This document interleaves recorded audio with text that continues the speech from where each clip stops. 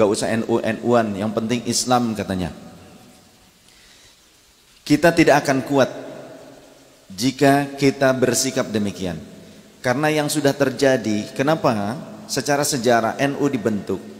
Karena ketika para ulama-ulama yang membentuk NU ini, mereka ketika masih belajar di Makkah, salah satu pengajar di Makkah pada saat itu eyang saya, ayah dari kakek saya, Said Ahmad Zakaria, mengajar di Babus Salam. Diberikan rumah oleh Syarif Hussein di Jabal Gubes.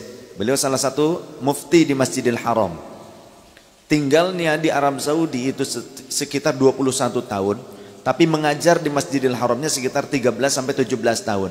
Selebihnya pernah tinggal di Mesir, pernah tinggal di Persia, pernah tinggal juga di Syam, begitu. Mereka seperti Mbah Wahab Hasbullah, Mbah Hashim Asy'ari, ketika pulang ke Indonesia, mereka membawa amanah dari guru-gurunya yang asli Indonesia. Syekh Nawawi Al-Bantani, Syekh Ahmad Khatib bin Abdul Ghaffar Asy-Syambas, Mursyid Thariqah Qadiriyah wa Naqsyabandiyah, asli-asli Indonesia. Syekh Arsyad Al-Banjari, yang mereka mengajar di Masjid Nabawi, mengajar di Masjidil Haram. Pada saat pemberontakan terjadi di sana, termasuk yang saya itu ikut melawan pasukan Inggris. Pasukan Inggris yang ikut membantu keluarga Ibnu Saud untuk memberontak. Yang sebelumnya tidak berhasil, Muhammad bin Saud, kemudian dilanjutkan oleh cucunya Abdul Aziz bin Saud. Yang saya ikut serta dalam melawan pemberontakan tersebut, perang saat itu, ya. Nah, apa perangnya hanya dengan orang Arab yang Badui itu? Tidak. Ternyata justru berperang dengan tentara Inggris. Kenapa tentara Inggris bisa datang ke Arab, belum jadi Saudi? Karena mereka lah yang menjadi dalang dari pemberontakan yang terjadi. Yang kemudian kita ketahui saat ini juga Irak hancur, kemudian Mesir juga porak-poranda, Syam juga porak-poranda, Libya hancur. Yang bertarung siapa? Orang setempat, sesama muslim. Tapi di belakangnya yang nyokong senjata ternyata orang-orang asing, orang-orang luar yang mereka membenci Islam dan ingin mengambil kekayaan alam negara-negara Islam. Bagaimana caranya? Mereka berupaya untuk menguasai kekuasaan pemerintahnya dengan menjadikan pemberontak sebagai boneka. Pemberontak sebagai boneka. Maka jangan sampai itu terjadi di Indonesia, karena itu pun diupayakan untuk terjadi di Indonesia. Maka para ulama-ulama tersebut, santri-santri yang ada di Mekah, di Madinah, pulang ke Indonesia membuat satu jam'iyah yang besar untuk menguatkan Ahlus Sunnah wal Jamaah. Karena di sana sudah direbut, Syarif Husainnya jatuh, tumbang, kemudian dibuang ke Yordania, jadi negara Yordania. Dulu belum jadi negara dulu, ya. Termasuk yang saya juga pulang ke Indonesia, banyak para ulama yang dari Indonesia yang terbunuh di sana. Kemudian ada juga yang melarikan diri, ada yang ke Afrika, ada yang ke Yaman. Kemudian ada juga yang pulang kembali ke Indonesia, pulang ke Malaysia. Karena di sana tidak bisa dipertahankan lagi Ahlus Sunnah wal Jamaah.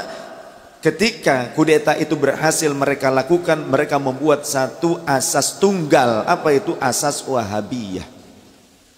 Asas tunggal inilah yang kemudian menghancurkan bangunan-bangunan, kubah-kubah dari keluarga Rasul, istri Rasul, putra-putra Rasulullah yang ada di Baqi, yang ada di Ma'na, karena dianggap akan memicu kesyirikan. Padahal itu untuk berteduhnya orang-orang yang berziarah kubur, yang ziarah kubur itu merupakan sunnah Rasul. Dulu masih bisa lama-lama kita ziarah kubur di sana, tapi sekarang ziarah kubur tidak bisa lama. Jamaah kita yang hajian, yang umrah, ziarah kubur gak bisa lama-lama, harus sebentar. Assalamualaikum, di sini sudah ada askar-askar, ya, mutawifnya sudah ada dan semuanya mengatakan, oh ya, wah, ceramah diceramahin, kita tahu kita ziarah malah diceramahin. Syirik lah, awas, hati-hati dengan kesyirikan, ini lain sebagainya. Nah sekarang begitu. Kalau kita sedikit saja doa begini, haji haram, haji syirik, begitu. Apa mau di Indonesia kita ziarah Wali Songo haji haram? Ayo. Mau nggak? Kita ziarah ke kakek nenek kita. Masya Allah, haji syirik, haji haram. Yalah haji begitu. Ampun.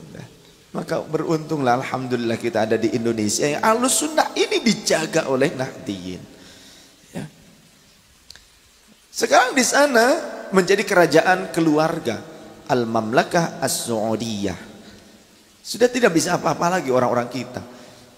Ketika ada kabar habaib dari Indonesia diakui dan diagungkan di Arab Saudi oleh pemerintah Arab Saudi, itu kabar bohong. Karena apa? Orang yang asli kelahiran Saudi, ulama Saudi, habaib yang asli Saudi sendiri, Sayyid Muhammad bin Alwi Al-Maliki Abuya, beliau itu mengajar di Masjidil Haram, beliau itu menjadi wakil rektornya Universitas Ummul Qura. Bagaimana kehidupan beliau di sana? Ditekan dakwahnya, kebiasaan-kebiasaan maulidan didatangi oleh pemerintah, oleh petugas, harus diberhentikan.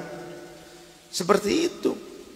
Ya. Sekarang putranya Abu Yasin Ahmad bin Muhammad Al-Maliki, kemudian juga Habib Zain bin Smith di Madinah. Saya kalau ketemu di luar mau cium tangan aja nggak boleh. Belakang-belakang ikut dulu.